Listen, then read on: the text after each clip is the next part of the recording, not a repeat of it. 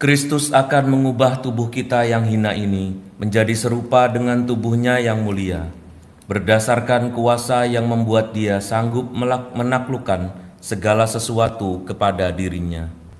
Dalam nama Bapa dan Putera dan Roh Kudus. Amin. Rahmat Tuhan kita Yesus Kristus, cinta kasih Allah dan persekutuan Roh Kudus besertamu.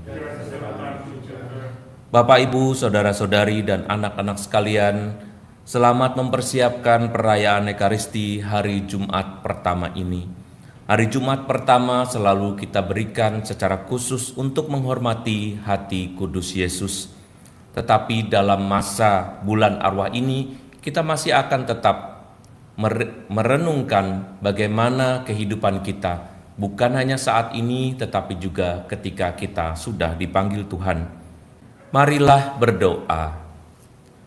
Allah Bapa kami di surga, Engkau telah melaksanakan karya agung melalui Yesus Kristus, sabda kerahiman-Mu. Semoga rohnya menjiwai kami, agar kami dapat mendiami dunia ini sebaik mungkin. Demi Yesus Kristus Putra-Mu, Tuhan dan pengantara kami. Amin. Bacaan dari surat Rasul Paulus kepada jemaat di Filipi. Saudara-saudara, ikutilah teladanku dan perhatikanlah mereka yang hidup seperti kami. Sebab seperti yang telah sering kukatakan padamu, dan yang kunyatakan pula sekarang sambil menangis, banyak orang hidup sebagai musuh salib Kristus. Kesudahan mereka ialah kebinasaan, tuan mereka ialah perut, dan kemuliaan mereka ialah hal-hal aib. Sedangkan pikiran mereka semata-mata tertuju ke perkara-perkara duniawi. Tetapi kita adalah warga kerajaan Allah. Dari sana juga kita menantikan Tuhan Yesus Kristus Sang Penyelamat, yang akan mengubah tubuh kita yang hina ini menjadi serupa dengan tubuhnya yang mulia, sesuai dengan kuasa-Nya, yang dapat menaklukkan segala sesuatu kepada dirinya. Karena itu, saudara-saudaraku yang kukasihi dan kurindukan, sukacita dan mahkotaku, berdirilah dengan teguh dalam Tuhan. Demikianlah sabda Tuhan. Syukur kepada Allah. Mari kita pergi ke rumah Tuhan dengan sukacita. Mari kita pergi ke rumah Tuhan dengan sukacita. Aku bersukacita ketika orang berkata kepadaku, mari kita pergi ke rumah Tuhan. Sekarang kaki kami berdiri di pintu gerbang-Mu, hai Yerusalem. Mari kita pergi ke rumah Tuhan dengan sukacita. Hai Yerusalem, yang telah didirikan sebagai kota yang bersambung rapat, kepadamu suku-suku berziarah, yakni suku-suku Tuhan. Mari kita pergi ke rumah Tuhan dengan sukacita. Untuk bersyukur kepada nama Tuhan sesuai dengan peraturan bagi Israel.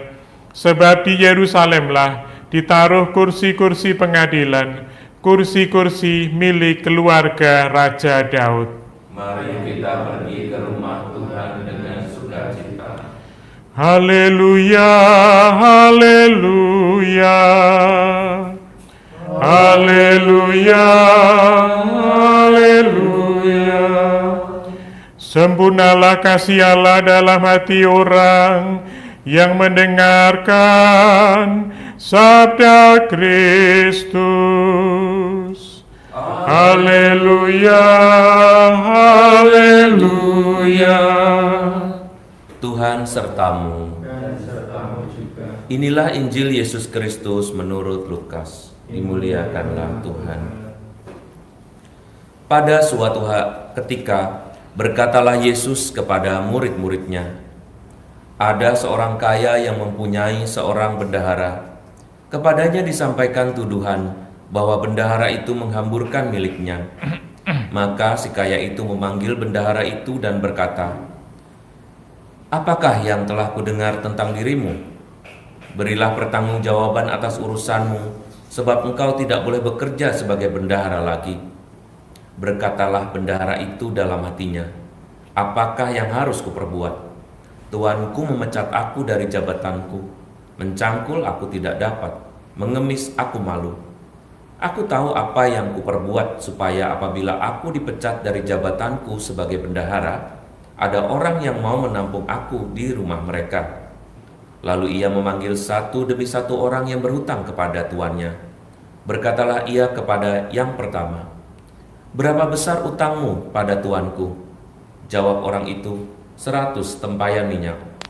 Lalu kata bendahara itu, "Inilah surat utangmu. Duduklah dan buatlah surat utang lain sekarang juga, 50 tempayan." Kemudian ia berkata kepada yang lain, "Dan saudara, berapa utangmu?" Jawab orang itu, 100 pikul gandum. Katanya kepada orang itu, "Inilah surat utangmu. Buatlah surat utang lain, 80 pikul." Bendahara yang tidak jujur itu dipuji tuannya, karena ia telah bertindak dengan cerdik. Sebab anak-anak dunia ini lebih cerdik terhadap sesamanya daripada anak-anak terang. Saudara-saudari, demikianlah Injil Tuhan. Terpujilah Kristus. Saya mengambil tema renungan kita pada hari ini adalah mencintai dunia.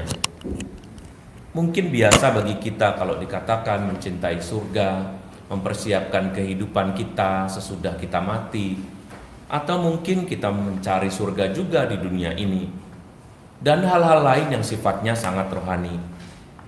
Tetapi sebetulnya mencintai surga berarti juga mencintai dunia. Apa yang kita peroleh di dunia ini adalah bekal untuk kita hidup nanti di surga. Kalau Tuhan Yesus mengatakan bahwa sebelum dipecat, seorang karyawannya membuat suatu kecerdikan yang sebetulnya adalah perbuatan jahat, yang sebetulnya adalah perbuatan culas, tetapi Tuhan menyebutnya sebagai perbuatan cerdik. Sungguh heran kenapa hari ini Tuhan Yesus menganggap bahwa perbuatan curang mengganti surat hutang menjadi surat hutang yang lebih ringan, supaya hidupnya diringankan ketika dia dikeluarkan. Tadi ceritanya kan ada orang hutang kepada seorang bendahara. Kemudian bendahara itu biasanya mengurusi hutang-hutang milik tuannya. Dan ketika dia dipecat, kemudian dia mau berbuat baik kepada orang yang berhutang kepada tuannya itu. Misalnya mereka berhutang 100 tempayan, maka dikasihnya surat utang 100 tempayan itu seolah-olah sudah dibayar. Tetapi kemudian dibuat surat utang lain yang jumlahnya 80. Artinya yang membayar diberi keringanan, bayarnya nggak usah 100, kamu bayar 80 aja. Kenapa orang ini tampaknya berbuat baik kepada orang yang berhutang itu? Karena dia berpikir, sesudah aku dikeluarkan, kalau suatu ketika aku mau minta tolong kepada orang yang sudah mengalami perbuatan baikku ini, maka dia akan melakukan perbuatan baik atau menolong aku juga. Hal-hal seperti ini sebetulnya yang ditangkap bukanlah soal kecurangannya, tetapi bagaimana kecerdikan orang menangkap kesempatan selama hidup di dunia ini.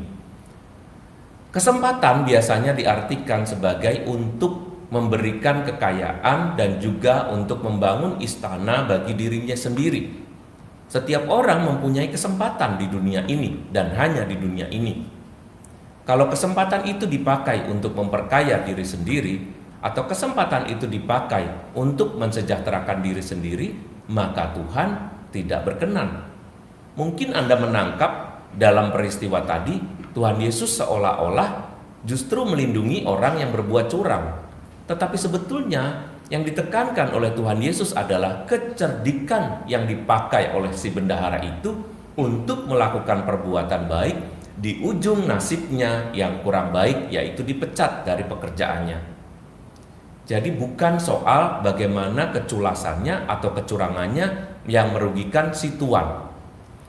Bapak, Ibu, dan saudara-saudari yang dikasihi oleh Tuhan, kita mencintai dunia ini.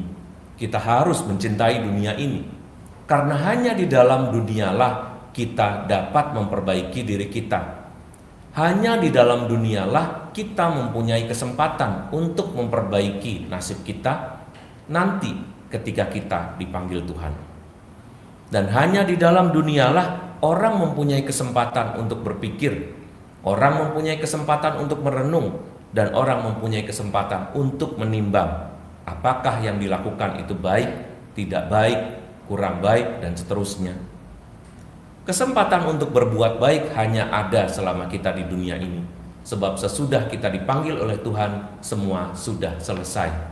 Yang ada adalah summary atau hasil atau rangkuman dari apa yang sudah kita perbuat.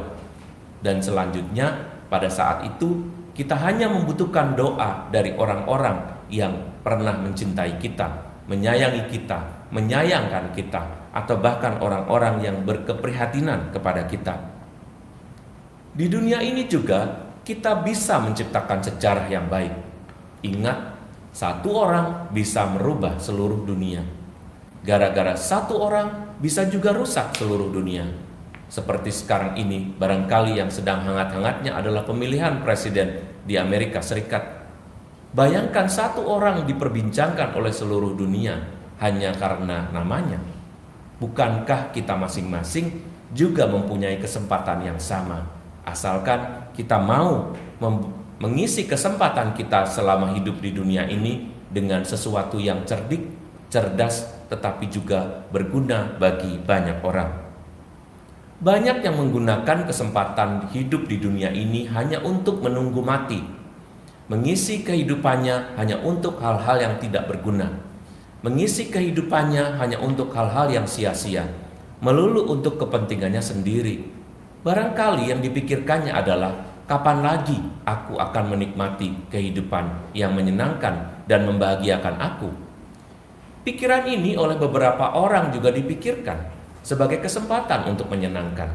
Apalagi kalau hidup sebelumnya tidak enak, misalnya dulunya adalah seorang yang miskin, dulunya adalah orang yang kurang mampu, maka ketika dia diberi kesempatan untuk mampu, untuk kaya, maka semakin banyaklah yang dipakai dan digunakannya untuk menutup lubang luka di masa lalu dengan sesuatu yang hanya mensejahterakan dirinya sendiri. Bapak, Ibu, dan saudara-saudari sekalian, bukankah pembalikan suatu roda dari bawah ke atas dimaksudkan Tuhan untuk sesuatu yang baik? Ketika kita berada di bawah, Tuhan memaksudkan supaya banyak orang membantu kita melakukan perbuatan-perbuatan baik melalui kita yang berkekurangan.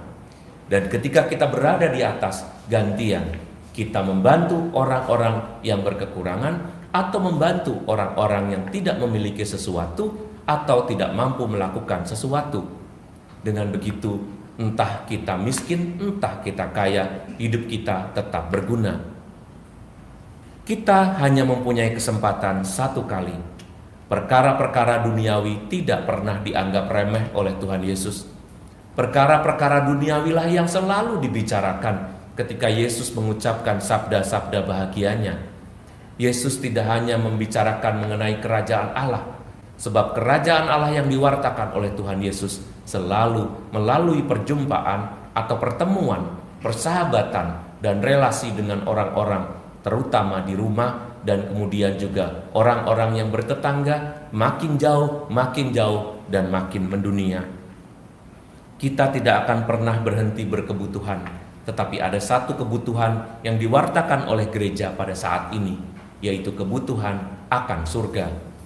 Hidup menjadi persiapan bagi kita, tetapi persiapan itu perlulah diisi bukan hanya dengan berdoa, tetapi dengan melakukan karya-karya yang nyata, supaya kita menangkap pesan-pesan surga sekarang ini juga.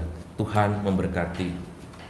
Aku boleh menjadi pelayan Kristus Yesus bagi bangsa-bangsa bukan Yahudi, agar mereka dapat diterima oleh Allah sebagai persembahan yang berkenan di hatinya. Marilah berdoa. Allah Bapa kami di surga, kami bersyukur kepadamu karena Engkau telah merobek surat kesaksian melawan kami, serta memperkenankan kami ikut menerima tebusan. Kami mohon semoga kami hidup sebagai putera cahaya demi Kristus Tuhan dan pengantara kami. Amin. Tuhan sertamu. Dan sertamu juga. Allah yang Maha Baik memberkati kita, hidup, keluarga, pekerjaan, dan pendidikan putra-putri kita, dalam nama Bapa dan Putra dan Roh Kudus. Amin. Saudara-saudari, dengan demikian perayaan Ekaristi kita sudah selesai. Syukur pada Allah. Marilah pergi, kita diutus. Amin.